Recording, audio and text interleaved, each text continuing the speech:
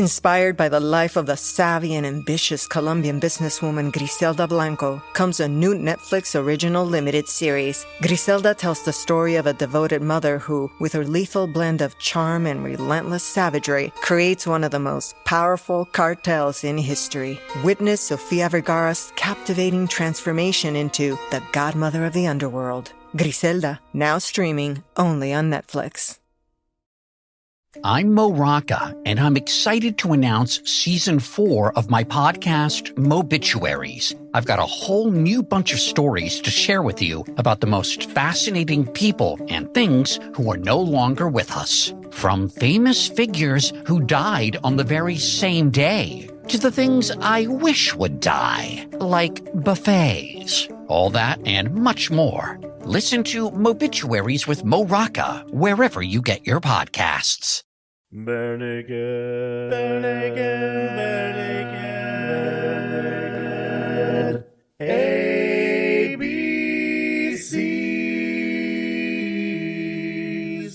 Welcome to the Bare Naked ABCs, where we have a message to you about every song that the Bare Naked Ladies sing from 7 to Y. And tonight we are bringing a message to you, Rudy. That's right. You won't win the football game, but you will be the hero anyways. And joining me tonight are two of my favorite people in the world, Steffan and Bobby. Do you guys have a message for Rudy? Stop your messing around, man. I think you're better carrying pots and pans for Frodo. We don't have Aaron or Jeff tonight, but we are discussing a buck naked track. We're not bare naked, but a buck naked track going all the way back to their original songs. But it's not their songs. They're covering a song that was written by Dandy Livingston in 1967. Stop your running about. It's time you straighten right out. Stop your running around, making trouble in the town. Rudy, a message to you, Rudy. A couple of interesting things about Dandy Livingston. Didn't write a lot of different stuff that he's not really well known, but he wrote this song in what they call the rock steady type of music genre. For those who don't know, rocksteady is a precursor to reggae. Rocksteady? Rocksteady. And that's also a character from the animated Teenage Mutant Ninja Turtles. Well, where do you think they stole that name from? Well, that's because the other one was named Bebop. Exactly. I mean, come on. Two styles of music. Thank you, Dandy Livingston. Shredder really respected the island culture. It's true. And he was a guy who never had to look for a can opener. One of the things I learned is there is a type of music called reggae, but there's also kind of subdivisions. You guys are laughing at me, but there's subdivisions of island music. Mm-hmm. One is called soca, and the other is called dancehall. And they're all three of them are three different variations of music that they listen to in the islands. Huh. So do dance hall and I couldn't remember the second one that you said. Do those come from reggae? Do they kind of break off from reggae? Yeah, I guess so. I mean, reggae is, I guess, more Jamaican and whatnot, but soca and dancehall are more islander rhythms. Interesting. And usually they are very filthy, with a lot of adult references. So it's very adult geared music. Well, but everybody listens to it and they do their things. It's part of Carnival down in the islands as well, and where people go crazy for like a month straight. I didn't know that. I'm learning something new tonight. Yeah. So the other thing, I'd like to go crazy for a month straight. You're permanently crazy, aren't you? Nice. Well, I don't know. My parents had me tested, as they say. You failed it, didn't you? So you know what else I Yeah. learned this week? What's that? I did not realize that ska was actually around pre 1964. That the first realm of ska actually happened much earlier and was a precursor to rocksteady that then led to reggae. No gun. So ska had I many didn't know waves, that either. and third wave was what came out in 1970s-ish, and then at least what I know of and what most of my generation know as ska was what they call fourth generation ska, which was what like Mighty Mighty Boss Tones and stuff like that. So it just keeps having these resurgences. So are you saying the Specials were like at the tail end of the third generation leading into the fourth generation? Exactly. Huh. And because so that is interesting. Like recently, I was listening to Mark Maron's interview with Danny Elfman, because Danny Elfman has a new album that came out a few months ago.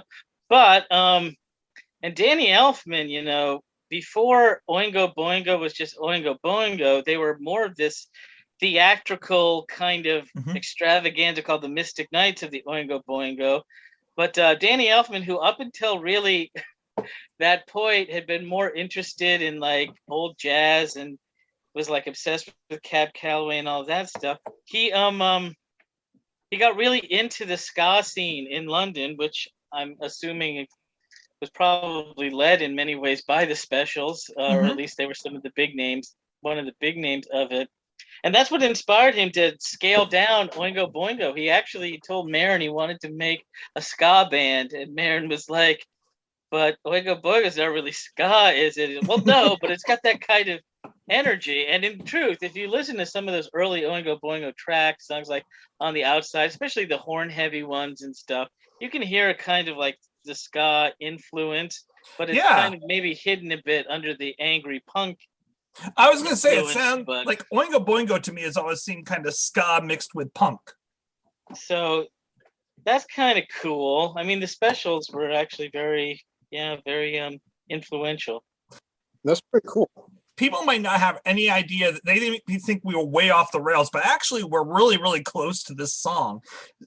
So, Bobby, can you explain to people why we're talking about the Specials? Because they covered Dandy Livingstone's, which I just learned. I always thought it was an original song by them. So you learn something new all the time. Well, his title was Rudy, A Message to You, and they call it A Message to You, Rudy. Stop your messing around.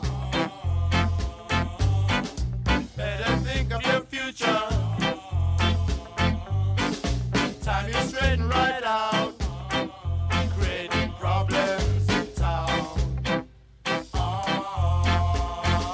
Rudy, a message to you, Rudy. And they were ska band, and it was a big hit. It's a song that I enjoy a lot, and then of course we're talking about the Bare Naked Ladies' own cover of that song. But yes. We'll get to the B&L version in a little bit, but yeah, the Specials version is what really made it big in 1979. Like that was what really brought it to the mainstream. I'll have to listen to it. Never heard of it. I highly recommend checking out the video on YouTube. Because even though it's pre-80s, it's a great indicator of what early 80s music videos will be, but it's also a quintessential kind of, you see what a ska band, like the quintessential ska band kind of looks like, and the way they move when they're singing and stuff like that. Well, and it's funny because if you've ever seen a Mighty Mighty Boss Tones video, or if you've seen them at concert, like it is almost like they have decided to carbon copy that video for their own videos. Well, it's interesting because like the Mighty Mighty Boss Tones, there's a member of their band who doesn't play an instrument, doesn't sing, but he's on the liner notes of every album, but he's at all the live shows and he just dances. And you see him like in the videos for like the impression that I get and stuff. And when you hear that, you might be thinking, oh, he must be this incredible, you know, No, not really. He's just a guy moving around. He's not bad or anything, I guess, but he's just a guy. It's like kind of almost like a hype man in a sense, like a Flavor Flav without speaking. He's just kind of dancing around or something. They're like, Michael Jackson has all those dancers behind him. We need one. We need one dancer. Well, yeah. That's funny. I really like my Boss Tones. When I was growing up as a teenager, they were one of my favorites. But on a side note, we were talking about the precursors of ska. Now, the thing that kind of made me think about things was big band kind of stage one of ska, and then it kind of progressed from there, because ska is mostly horns and instruments and stuff like that. I will have to look that up. I mean, even Brian Setzer's orchestra, but it would make sense. It's kind of ska-ish. I think it's kind of. I'm not an expert, by any stretch of the imagination. I do know I had a friend when I was at Boston University who was a huge ska fan, and he actually took me to see some Mighty Mighty Boss Stones concerts before they were famous, Well, they were famous to their fans, but not like on MTV with a big hit single, The Impression That I Get and stuff. But he would talk about No Doubt, and he would get really pissed off, and he'd be like, they're not ska. They started off as ska, but they're not ska anymore. They sold out. And I mean, it was very specific what they would consider ska. I got that much. I didn't know exactly the criteria, but it was very, very, it's its own kind of culture in a sense, interestingly enough. Well, and to answer your question, for Steffan, so ska actually comes from American jazz and blues mixed with Caribbean mento and calypso music. Yeah, I figured there had to be some hint of the Caribbean in there. I mean, so that's kind of where it comes from. But I think that makes sense also with what you said with big band, because I think big band is directly connected with jazz and blues as well. My guess is actually like big band more kind of came off from jazz, so sort of like these different branches. Yeah, I was just wondering. Yeah, I don't see the Caribbean flair in ska, but okay. Do. Well, and I think that you can hear it more if you listen to the original version of this song, which you could the Dandy Livingston version. You could actually hear it progress from this rocksteady version to the ska, and then so it definitely progresses and changes. And I think that's actually a really good way of listening and hearing that progression. You know what I think is funny? A comedian? Sometimes, not all of them. Some of them are just plain obnoxious, if you ask me. I said, hey, Bobby, I'm asking, what do you think of ska bands? I think, actually, I was remembering an interview that Jonathan Ross, who's like a British talk show legend, he was doing an interview with J.K. Rowling, and this was just as her last book was coming out. This was before she was known to the world as an insufferable TERF. But, and they were talking about how, like, originally the last word, he was like, wasn't the last word of the seventh book Scar? And she said it was going to be, but it's changed. But it was originally the last word was going to be Scar. He's like, oh, I was hoping it might have been Ska. And Rod and Hermione would just be like, well, that's all done with. Now let's go enjoy a nice evening of ska. A message to you, Rudy. And I thought that was very funny. And now I can't think of this song without thinking of that interview. That's funny. This is fascinating stuff. Your listeners are going to be like, we are so glad Bobby is back this week. Right now, Ladies he's and gentlemen, quoted Bobby a Marin interview and a Jonathan Ross interview. Well, guess what? The 10 minutes it told you to tell us that story, that's how long it took to write this song. Oh, yeah? He wrote this song in 10 minutes and recorded it like in 20 minutes. At the studio, and then the next day he's like, you know what this needs? This needs a trombone. And then so he had a trombone player come in and do a back to it. And then he's like, you know what? Still missing. Let's bring in a saxophonist. They brought the saxophonist in a few days later and added that piece in. And then he's like, yep, there, it's done. I feel he spent that 10 minutes far more productively than I did. But I think the interesting thing is like the tenor saxophonist that came into play, his name was Pepsi. Oh, that's cool. I wonder if he had a bubbly personality. Nice. Very nice. No, I mean, when I heard message to Rudy, I wasn't sure if Bare Naked Ladies actually wrote the song, simply because Rudy is an old name. My grandfather was Rudy, so oh, cool. It just didn't make sense for them to have a younger person named Rudy. Just wasn't very popular during the 80s, I don't think. But so except unless for in they were movies. yeah, in movies, but I mean, still, that's an older person from Notre Dame. But yeah, stuff like that. So I wasn't sure exactly what was going on with that, whether or not they were singing about a grandfather or something of that nature. No, that would be a nice song though if they were scolding like a grandfather. That would be very funny. Like, Grandpa, you're gonna wind up in jail. Around. Let's talk about the lyrics of the original a little bit, because we'll get to the. That would actually make sense. You know, I was talking about Rudy from the Cosby Show. She could be telling her dad, "Stop your messing around." But then, it would be a message from Rudy. From Rudy, yes. I never even thought Cosby Show. So the lyrics of the original is quite different than the specials version, and very different from the B&L version. Thematically similar, but yeah. Yes. I like some of the originals that Dandy Livingstone put in there. Okay. And I think it leads to a little bit of a more specific idea about what's kind of going on there. So the lyrics are, stop your running around, it's time to straighten out. Stop your running around and making trouble in town. I hate it when people make trouble in town.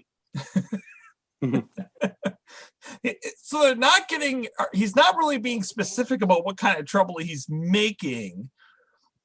However, you're growing older each day. You want to think of your future, and you might wind up in jail, and then you will suffer. Like, that's dark. It went dark quick. Right. And that is different from, it's a bit more complex than what the specials sing. Yeah. Right. So the specials version sounds, stop your messing around. So it sounds almost like they're talking to someone who's going around and kind of having affairs or having a lot of relationships with women. And that it gives it that kind of connotation, versus the Dandy Livingstone version kind of sounds like maybe this person's going around like breaking the law. Well, messing around back then also meant causing trouble. It wasn't exclusive to just intermarital affairs or adultery. True. I don't know. You don't know nothing. I think, well, you're not my father. You can't talk to me like that. Watch out, I might cut your arm off. Whoa. Sorry, your hand. And then you'll wind up in jail. Then you'll have to jump off some thing down an air chute. You might want to think of your future there, Steffan. That is true. I might turn. You're growing older every day. I just don't get why you're always creating these problems in town. But anyway, it's time to straighten right out. It's a simple song, but I think it's very catchy. That's what they told me in conversion therapy. Time to straighten right out. I mean, a lot of the songs back then were very simple. Yes.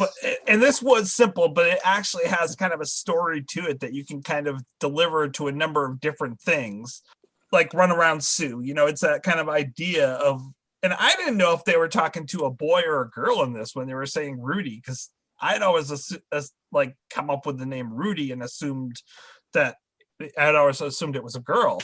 Oh, really? Because of the Cosby Show? No, I just maybe that actually might be where that association comes from. Now that you say that, because I had always just thought of it as a female name. Says the guy named Tracy. So you know a lot of women named Rudolph. I don't know anyone named Rudolph. Why would they name someone Rudolph? I don't know anybody named Rudolph. They have a glowing red nose. No, and even though I knew that, like the football, and I knew Rudy, Rudolph the Red-Nosed Reindeer and such, for some reason I've always associated the name Rudy with females. That's just plain weird. I think it must be the Cosby Show connection. It must be. I'm guessing it probably is. And remember, that was originally a little boy part, and then they just wound up casting the girl. I don't know why they didn't change the name. Not that there's anything wrong with it. Rudy is very cute. It's a fine. No, of course not. Fine name. No, I always assumed listening to this special song, I always pictured them talking to one of their mates, like saying, "You're gonna wind up in jail." Except they'd probably say like, "You're gonna wind up in jail." What? Well, the first time I heard the song, I had assumed that they were telling. Around, mate. I had assumed that it was a guy talking to his girlfriend, like, "Stop messing around." I was at which point I was like, "Well, that's kind of misogynist." It's like, wait, you're making an assumption. In jail? He's saying that to his girlfriend? Yeah, exactly. That's what I'm saying. Like, wow, that's kind of what a wimp. Like, he needs the cops to take care of his bird for him. Jeez. I'm just staying with the Cockney thing. I'm not being misogynistic. I'm staying with the, how they would talk, like the old, "Oh, that bird's got lip on her." Something like that. You know what I'm saying? "You better stop your messing around. I'll get the Bobbies on you." Bobbies, by the way, is not a shout out to my nickname. It's what they call the cops, right? I don't know why I assumed that it was that he was talking to his girlfriend and telling her to stop to mess around. Like, I don't know why that's where my assumptions went, but that's always where it kind of went to.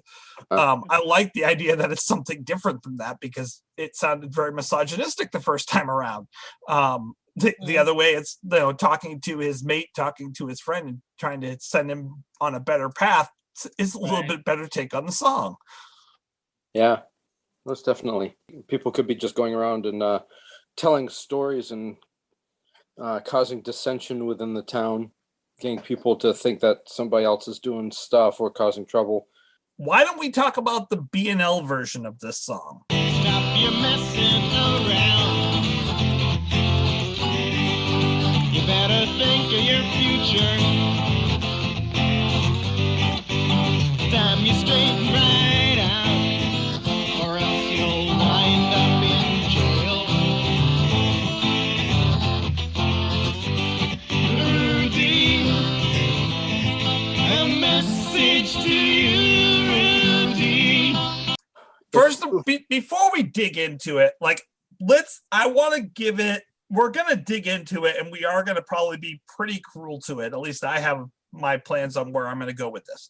That being said, I want to start this off with a bit of a warning that, or at least keeping in mind, this was off their black and white first tape that they made in their basement. They were messing around, and they just gave this to people when they came to the show, and then started selling them when they came to the show. Like, the idea of this was not that they were doing a proper recording production. This was just the start of an independent type thing. It wasn't proper. When we're listening to it and tearing it down, like, I do recognize that they were having fun. These were two 17, 18-year-olds in their basement making a recording, having fun, that they then kind of started releasing to people. I must say, I'm kind of interested in the fact that you're under the assumption that we're all going to tear it down. Well, I plan on tearing it Interesting. down. I find that it's almost like you're making excuses for it before you go in, whereas, I think it's harmless. Well, I was going to say your statement earlier was that this is like a Douglas Adams novel. It's mostly harmless. No, I mean, I don't want to jump in. Might as well. No, I've listened to it twice, maybe 2.5 times. And I mean, I'll say this, I don't think the song works as well outside of the realm of ska. I just think it's not as entertaining of a song without that energy to it. And you're right. I mean, it does sound like two young men, like in a kind of crappy recording, But I mean, they're not. I mean, for what it is, it's just what it is. You know what I mean?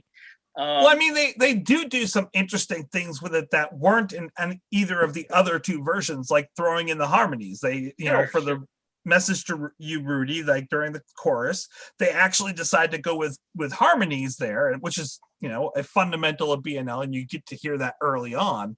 But yeah, they're definitely doing the early BNL, just the guitar, just Steve singing, Ed singing type thing. And they're not obviously like sitting there and remembering, and let me fix that. They haven't put a lot of like practice time into this when they're recording it, because they don't remember the lines, they don't remember the words, and they miss quite a few of the words, even from the specials version, which was different. Right. I kind of agree with what Bobby has been saying all along. It does sound like it's like a basement thing, and they're just whipping it out, having fun. I haven't heard the specials version of this, and it really makes me curious about it. Stop your messing around. Better think of your future. Time you straighten right out. Creating problems in town. Rudy, a message to you, Rudy. Oh, wow, this is way different. See, there's the ska dancing I was talking about. The guy in the middle. I like the white guy in the middle. Is he wearing eyeliner? He is. No, I think it's cool. I should wear it. Well, it comes across very Clockwork Orange type. Yeah, I can see how this has got reggae roots to it, most definitely. So that's the specials version that made it big. This is the original. Stop your running about. It's time you straighten right out.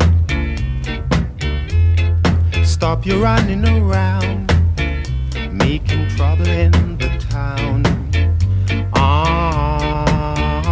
Rudy, a message to you, Rudy. Seems cleaner. Well, that's true. And I think that's part of ska, too. I think ska is a little rougher even than this. What was it? Rocksteady? Yeah. Yeah. And I think this... And it's a little bit more upbeat, too. I think Rocksteady isn't quite as upbeat as ska is. I think ska, too, had a special kind of, like, quality where it was sort of... to almost see it, like, out on the street and stuff. I mean, when I think of, like, when I went to see Mighty Mighty Bosstones with my friend at BU, this is why it's so weird when I saw them all on MTV, is that their shows, like in clubs and stuff like that, it was vastly different than anything mainstream or anything like that. It was very much about this kind of certain club mentality. Well, it's kind of in some ways almost like the punk of the island world kind of feel. Yeah. Like in terms of down that road of island music, like punk, this is kind of the punk of that. Yeah, Sure. more like a rocker. Yeah, rock punk version. I do really like the specials. And now, since hearing that original, I've only heard that once and then just this little clip again, but it's nice. It's very pleasing to my ears, It's different though, because I just associate that song so much with the specials. Yeah. I suppose I always shall. When I think one of the things I didn't miss it when I heard B&L's version, because that was the first version I heard. But once I heard the specials version, I was like, I want those trumpets. I want the trombones. I want the saxophone. Like, I'm missing all of that with the B&L version. Yeah, Sure. It has a richness and a depth that, it kind of completes a song versus, hey, let's try to do an acoustic version. Well, it's also, this is going to sound bad. I don't mean to sound, because I'm not trying to politicize anything. But there's something very different about these guys in London, hanging out the streets, and then two Canadians in their basement, these nice young Canadian boys going, "Stop your running around, eh?" It's a very different, it doesn't feel as earned as perhaps, with the guys in the specials, you believe these guys probably really are making some problems in town. So it should probably be like, "Stop your messing around, around Rudy. Sorry. Sorry. Stop your messing around. Sorry." Yeah, the song just ends. You hear this other voice saying, "Sorry, you're right." Sorry. Yeah, that's funny. And they're probably like, their translation is him literally running around with intermixed with hockey, Yeah. Well, and I guess we could go in the same direction with this that we did with the Public Enemy song and such, of cultural appropriation here. But I don't think that's what they're really going for. I think they were just just trying to have fun. Oh, not at all. And not only do their own rendition of this song. And ska is tricky in the sense that, like, it's when you say cultural appropriation, most of the big ska bands I know are a mixture. I mean, of, white people and people of color. And that's one of the cool things about ska, I think, is that it's always had, like, I mean, you see right there in the specials video in 79, it's like an integrated group, which is, like, pretty cool. Yeah, it's awesome. Yeah. It seems like they, ska has always, in a way, kind of broken down those barriers or never really set them up. I mean, but if they have reggae roots, then it makes sense to have people who know that tradition better than others, like Islanders or Jamaicans or somebody of that nature, who can bring the like the steel drums into it, or just the whole rhythm, island rhythm. I hope that didn't come across as really just. I was writing down something else for later. That's why I got distracted. I apologize. No. I want to make sure that I'm not saying anything offensive. No, he was just writing down the apology for the comment that Bobby. We at Bare Naked ABCs would like to issue. We do not represent the opinions or beliefs of the members of each. I don't have much more to say about this song. Do you guys have anything else that you'd like to add? I thought the B&L's one was really flat. Yeah. Sorry, Bobby. You're too slow. No, please. Yeah. So, I mean, it was just, I don't know why they chose this particular song. They must have been listening to it and been like, hey, let's just do this one. Let's fool around with it. I was thinking of that this week too, Steffan, and I have to say, I think the reason they chose the song is it's a very simple song. So if they're putting together we got to remember, they recorded this tape after they'd only been doing 2 or 3 shows together at this point. Oh, wow. Like they'd only been together for about a month, and literally had only played together, I would say, a handful of times. so at that point, they're just kind of trying to test out, like, well, what can you play? What can I sing? What can we? Okay, yeah, and go record. As matter of fact, at the end of the song, they're even joking about the fact that that they laughed during it and that they messed up lines, and because they're literally recording it in their basement. So my guess is that this is a very simple chord structure and a very simple song, and they're like, let's do that one. Yeah, I know that one. Maybe they were trying to find songs that would be able to fit into a show that they could cover that not a lot of people have heard or listened to, and that they could, they're just trying to play around to find out what sounds good, what doesn't sound good. Yeah, we recorded it. Let's listen back. Oh, yeah, I don't think that's us, and then move on. Yeah, because it didn't show up on any of their other tapes. No, yeah. And that's why it's also in another way feels almost kind of weird to be judging it or judging it too harshly, as it's not like something that they were like promoting as a finished product or something like that, It's right. kind of on the, I mean, if this were on one of their albums and was of that quality and stuff like that, then, it might be like, what a strange track to have on an otherwise like slickly produced album and stuff. But in terms for what it is, it's kind of nice nostalgic wise just to, and I think someone commented on this on the YouTube track of this. It's just nice hearing, Ed and Steve, singing together and imagining them as young and friends with their whole future ahead of them and all that. I mean, that's kind of neat. It is. And from that nostalgic point of view, it is really interesting. This is one of the things I like about this podcast, is being able to go back and hear songs that I didn't even know existed and go, that was kind of cool. I didn't, is it the best thing in the world? No. Did I just discover gold? No, but I discovered this really kind of cool quartz I never knew existed, or something like that. Like, it's just, it's something that I'd never seen before. And I'm like, that's a pretty cool rock. A piece of amber containing a fossil. Well, yeah, it's always interesting to see the growth and the progression of people that you are interested in. I mean, I would love to hear we're going to come back to them doing Psycho Killer and When Doves Cry later on from this same album, and their covers of that are much tighter. Like, they do a much better cover of both of those songs and do their own kind of versions of it.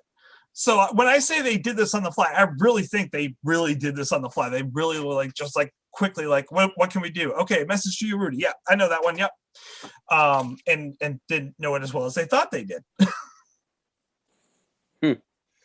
That's kind of cool. They cover Psycho Killer? They do. Qu'est-ce que c'est? Interesting. Ba, ba, ba, ba, ba, ba, ba, ba, ba, ba. Interesting. So, yeah, if you want to come back for that, we'd love to have you for that one too. Interesting. I think after this, your listeners are going to be like, just please, no more Bobby. I mean, he was gone for such a long, glorious time. Glorious purpose. I mean, you must have analytics to the number of listeners you have. And it must have... That would require doing numbers. And it must have skyrocketed after I left. I remember those reviews, those early reviews, man. Okay, yeah, but Jorker wasn't exactly one to go with. Don't worry, Bobby. It plummeted when I joined. And here we are having both of you on at the same time. Yeah, so we're the... Speaking of which, we should probably give our ratings for this. We're the only ones who are going to hear this podcast, if that's the case. Yeah. So since we don't have Jeff, I'm going to give us our rating for this week. Our rating is, since we were talking about bebop and rocksteady and kind of into all that, we're going to go with how many henchmen do you give this song? Henchmen. Rocksteady. Bebop and rocksteady. What is that 80s song that has rocksteady in it? Rocksteady. I can't sing, so. I know which song you're talking about, but I don't remember the tune. You know what I mean? And we begin to rock.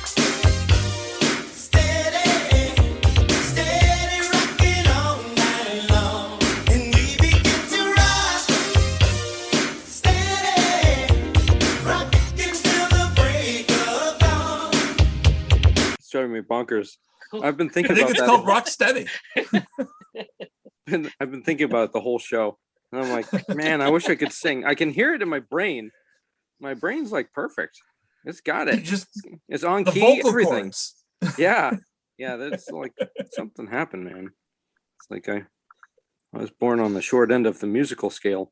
There's a melody somewhere inside of me. I can hear it but can't get it out of me. In my head it is soaring, but when it comes out it is all the same notes. Well, Bobby, you are our guest this week. So would you like to give us your rating on this? How many henchmen do you give this song? Yeah, Bobby. How many? Well, Shredder said bebop and rock steady. That's my Krang impression.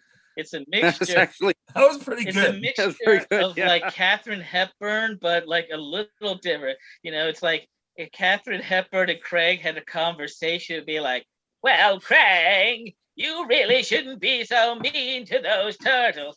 But Catherine, anyway, so in terms of how many henchmen, because again, I feel it would be like someone looking at my old computer at early drafts of one of my scripts and then like saying, "Wow, this sucks. You get an F." So in terms of what it is, just from kind of like an academic perspective of listening to the progression, I'll give it, it's a 5-star scale, right? Or 5 henchmen Yep. scale. It's weird because I've been mean to other ones, but that's when they're like fully done and produced. So this one I'm just gonna give 3. Okay. Steffan, what do you give this? Well, yeah, I can see Bobby's point of view on that, and it's simple. Yeah, it is basement thing, and the singing was good. It's like they screwed up a few of the words and whatnot, but I'm thinking that it's probably like I don't know, 2, maybe 2.5. It's kind of like an average song, I guess, but it's just slightly below. I'm looking for a finished product, like right from the gate. I mean, where are they? Are they like what kind of band are they? I'm sorry, I don't know if you can hear that music or not, but you can? All right. Just a little bit. It's the Airwolf theme.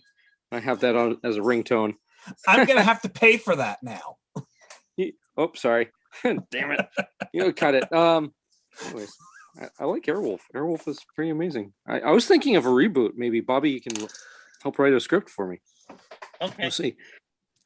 So you were saying that you think this is a little below par. Yeah, I mean, yeah. It's 2 kids goofing around in the basement, and Ed was around back then. I didn't even know that. And he sung? Does he sing now? No, he doesn't really. He's more of like a backup singer, I think. But anyways, yeah, I think it was like 2, maybe 2.5. Let's bridge the gap and say 2.25. All right. Yeah. Yeah. And I'm going to give it, I think that this is not their best, even off this album, or sorry, this tape. Boy, you're good, It's Tracy. not their best cover. You picked up on that. You're Yeah. good. Yeah. They have better covers on this tape, and they were able to do better at that time. I like it for the nostalgia point of view.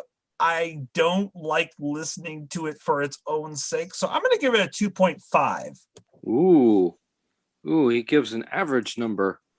Yeah, I feel like the song's about average. I would say that in terms of like a band just starting out, if I saw them cover the song, I'd be like, they're okay. How many 5-star songs do you have now? Going down through trying to see if we have any other 5s. That's okay. The listeners don't care. Oh, I can cut that all out though. They're like, "Bobby, shut up. Get out. We have no other 5s yet. We hate you and everything you stand for, Keniston. Get off of our podcast." And for those listeners out there who want to complain about Bobby, what is the email that they should send their complaints to? Well, they can send the complaints about Steffan to barenakedabcs@gmail.com or reach out to us on Facebook. I do have an appearance for this week. It's also, I wanted to go back through the archives and find something that was just as early and just as unrefined as this song. And so I found a special song that they wrote for Scarborough Day in 2006, but it's all of the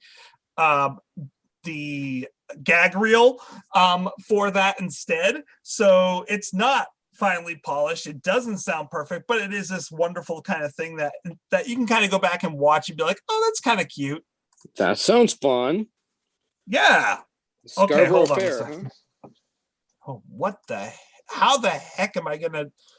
Oh my goodness. You didn't just delete all the ratings, did you? No. Oh my God, that would be horrible. That would stink. I hope you have backup. Or frequently send them to a friend. Don't send them to me. I don't know how to open them. But maybe that's the key. It's like you send them to somebody who doesn't know how to open stuff, and then you're like, hey, can you just send this back? Because I don't know. You know what else I don't know a lot about? What? Michael Brennan. I don't know a lot about Michael Brennan. I got a lot of research to do before next week, because next week we're discussing the song Michael Brennan. Michael Brennan. And I don't know anything about him, as I'm now figuring out. And there's many different people that they could be referring to in next week's song. Is he on Facebook?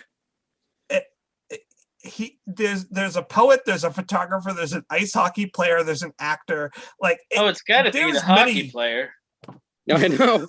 I'm thinking it is. Simple. I mean, That's come a on. simple one.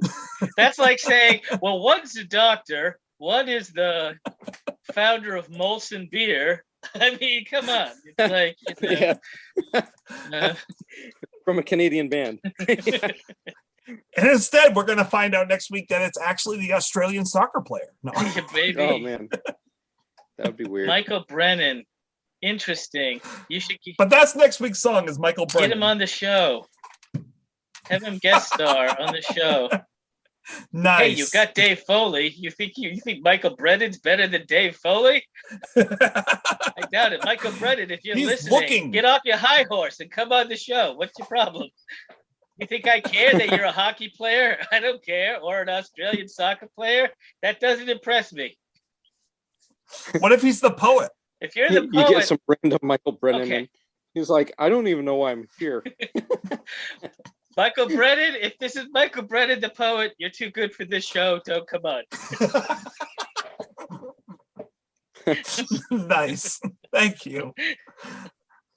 I'll edit everything out except for that last bit. You mean from my whole everything I say in the episode? Yeah, that's all that you'll say tonight. That's just going to be one random, Randomly, Bobby came back and said, Thanks, that was fun. Don't forget, no regrets, except maybe one. To celebrate joining Pantheon Podcasts, Rock Camp, the podcast, the official podcast of Rock and Roll Fantasy Camp, is giving away a guitar signed by Mike Portnoy of Dream Theater, Marty Friedman, formerly of Megadeth, and legendary shredder Zakk Wylde, plus our rockstar counselors like Vinny Appice, Monty Pittman, and more. To enter to win, simply follow, rate, and review our podcast on your preferred platform, and that's all you have to do. For more information, go to rockcamp.com/podcast.